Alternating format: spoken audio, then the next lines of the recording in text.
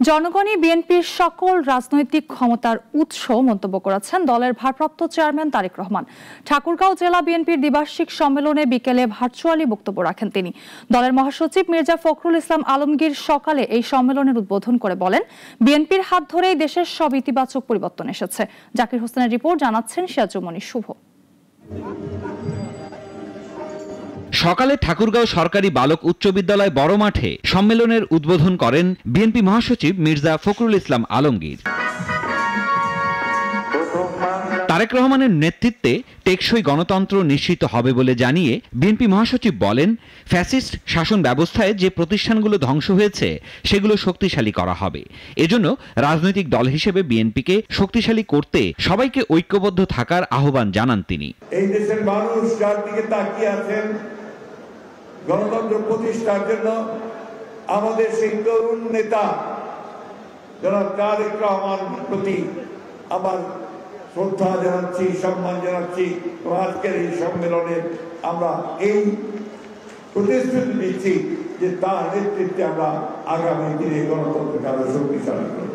বলেন, মুক্ত পরিবেশে গণতন্ত্রকে প্রতিষ্ঠিত করার লক্ষ্যেই সম্মেলন অনুষ্ঠিত হচ্ছে। এর আগে জাতীয় ও দলীয় পতাকা উত্তোলনের মাধ্যমে সম্মেলনের আনুষ্ঠানিক উদ্বোধন করেন তিনি। উপস্থিত ছিলেন বিএনপির ভাইস চেয়ারম্যান শামসুজ্জামান দুদু, সাংগঠনিক সম্পাদক আসাদুল হাবিব দুলু সহ অন্যান্যরা। পরে বিকালে প্রধান অতিথি হিসেবে ভার্চুয়ালি সম্মেলনে যোগ দেন দলের ভারপ্রাপ্ত চেয়ারম্যান তারেক রহমান। দেশ গঠনে সবাইকে ঐক্যবদ্ধ হয়ে কাজ করার আহ্বান জানান তিনি।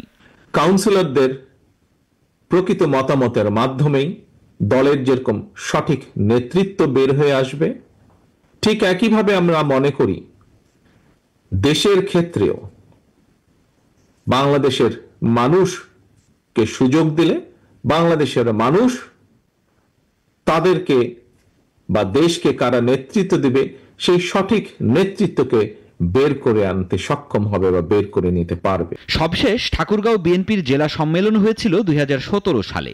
দীর্ঘ প্রতীক্ষার অবসান ঘটিয়ে সম্মেলনকে কেন্দ্র করে শহরের প্রধান সড়ক, মোড় ও গুরুত্বপূর্ণ স্থানে টানানো হয়েছে অসংখ্য রং বেরঙের ব্যানার, ফেস্টুন ও পোস্টার। উৎসাহ উদ্দীপনায় নেতাকর্মীরা। সিরাজুমণি শুভ, নাগরিক।